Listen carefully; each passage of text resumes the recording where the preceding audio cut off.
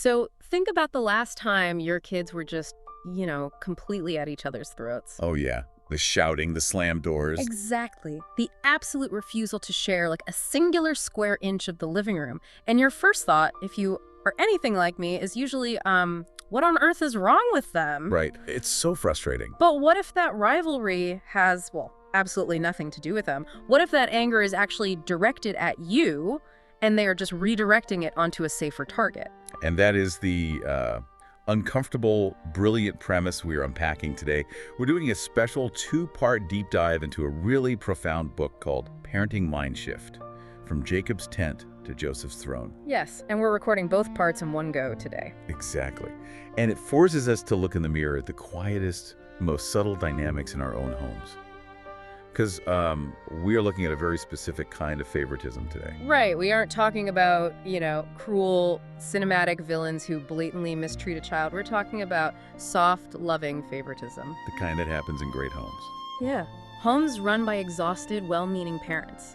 It is completely unintentional, yet it creates this low, lifelong hum in the unchosen child that just says, I am not the special one. To understand how that hum develops, the author traces it back as a generational wound, using one of the oldest family narratives recorded, Jacob and his son Joseph. Such a classic story. It really is. But long before Jacob was a father who played favorites, he was a son in a bitterly divided house. The psychology here is fascinating because the division starts before he can even form memories. Because Jacob is a twin, but he's born second, right? The historical text literally describes him coming out, gripping his older brother Esau's heel. So he's the original underdog. And his father, Isaac, heavily favors Esau, who grows up to be this, rugged outdoorsman. Which sets up this really tragic emotional ecosystem. Esau is out hunting, coming home, smelling of the fields, bringing back wild game. Tangible achievements. Exactly. In that ancient culture, and frankly in many today, tangible achievements earn a father's open affection. Isaac spoke the language of physical accomplishment. And Jacob was quiet. He stayed indoors near the tents. Yeah, he didn't speak his father's language, so the parental warmth that naturally flowed to Esau just completely bypassed Jacob. He only found favor with his mother, Rebecca. Imagine what that does to a child's nervous system. If you are raised in a house where the parents have clearly chosen sides, you learn a devastating lesson about love. You learn it's a competition. Yes. You learn that love isn't a baseline guarantee. It isn't the secure floor you stand on. It's a scarce resource. And if love is a scarce resource, you have to acquire it however you can. So you either earn it through performance or you steal it by being clever. Which is precisely what Jacob does. He realizes he can't outhunt Esau, so he outsmarts him. He hustles his own exhausted brother out of his birthright for a bowl of stew. Yeah, and later deceives his blind father to steal the blessing. But what really got to me was reading how this psychological deficit plays out decades later. Because Jacob becomes this incredibly wealthy, powerful patriarch, but inside, he's still a wounded kid. he is still that desperate, unchosen little boy. That hole never closed. Because he never did the work to heal his own inner wound, he carried it forward. I mean, this is the very definition of generational trauma. He has 12 sons, but he blatantly favors the one born to the wife he truly loved, Rachel. He favors Joseph. Right. And he doesn't just feel this preference internally, he broadcasts it to the entire family with a very specific gift. The famous coat, the coat of many colors. It is the ultimate visible symbol of unequal love. Historically, it wasn't just a pretty garment. It was a highly ornate, long-sleeved robe. In an agrarian culture where everyone works manually, a long-sleeved garment sends a definitive message. It says you do not have to work with your hands. Exactly. It's a luxury status symbol for a person of leisure. To put that in a modern context, imagine you have a dozen kids. 11 of them come down to breakfast in plain, worn-out hand-me-downs, and one kid struts in wearing a custom Gucci jacket. Or like a Fendi statement piece. Oh, wow. Yeah. You don't even have to open your mouth as a parent.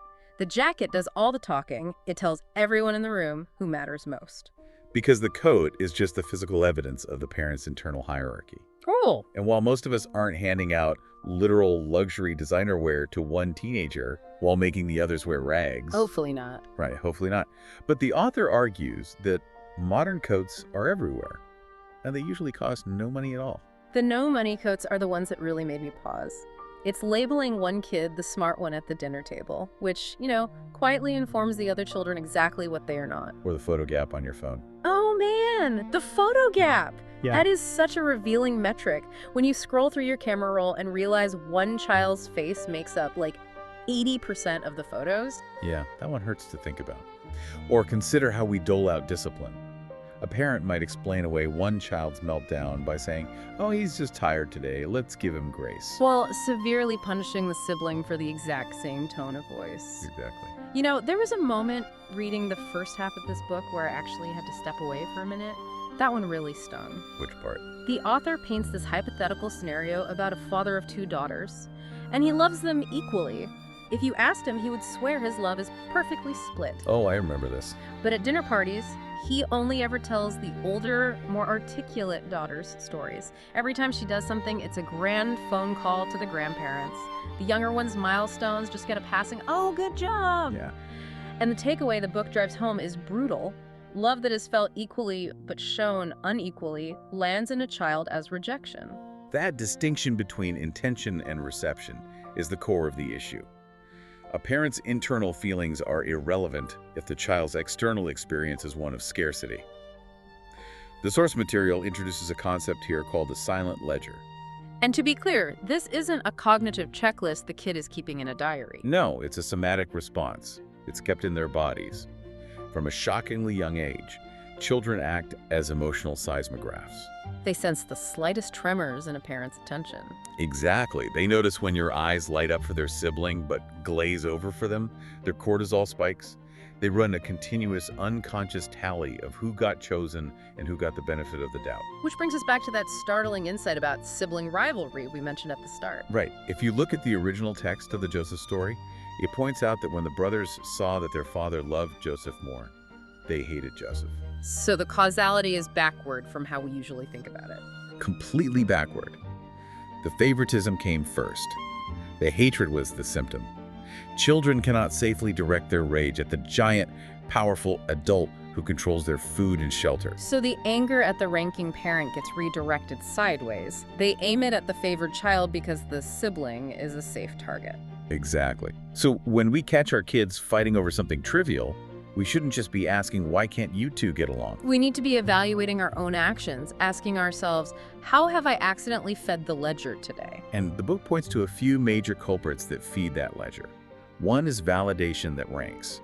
Like if you praise a child by saying, "You are so much more responsible than your brother." You aren't actually praising their character, you are establishing a scoreboard and Yeah. isolating them on a pedestal. Yes. Another is the too busy eye. Oh, that one is universally relatable. When you are just bone tired, running on fumes at 7 p.m., and you default to giving your best energy to the child who is easiest to deal with. The compliant kid gets the smiles and the patience. And the difficult kid just gets managed. It happens on total autopilot. That autopilot is where the deepest relational damage occurs. Breaking this cycle requires committing to profound psychological mind shifts. The foundational step is that you have to heal your own inner unchosen child first. Which demands some really uncomfortable reflection. You have to sit down and figure out, were you the golden child in your family or the overlooked one? Because if you are walking around with a gaping wound regarding your own worth, you are going to bleed that insecurity onto your kids. You will either overcompensate to protect them or demand they perform to validate you. Right. And another crucial mind shift involves changing our definition of fairness. We tend to think fairness means identical treatment, giving out hugs with a stopwatch to make sure they are perfectly even. But the author suggests we must love uniquely, not equally. Fairness is giving each child what they specifically need. Because if you have a highly sensitive kid who needs deep, quiet conversations and a fiercely independent kid who bonds over physical activity, Applying the exact same parenting approach to both guarantees one of them is going to feel utterly misunderstood. exactly. We also have to make sure we aren't creating a family story that only features one star. Oh, right. Like if the entire household revolves around one child's travel soccer schedule or one child's academic brilliance, you turn that kid into the sun and everyone else is just an orbiting asteroid. Every kid needs their own solar system where they get to be the sun. And we have to praise the effort, never the ranking, audit ourselves when we are tired, and crucially, don't shield the favored child from the process of life. So the ultimate takeaway for us as parents is that love has to be wise. Feeling love isn't enough. We have to deliberately distribute our attention so evenly that no child is forced to wonder where they rank. I love that. So that wraps up the first half of our deep dive. But don't go anywhere, because in just a second, we're flipping the script to look at the immense damage this coat does to the favored child.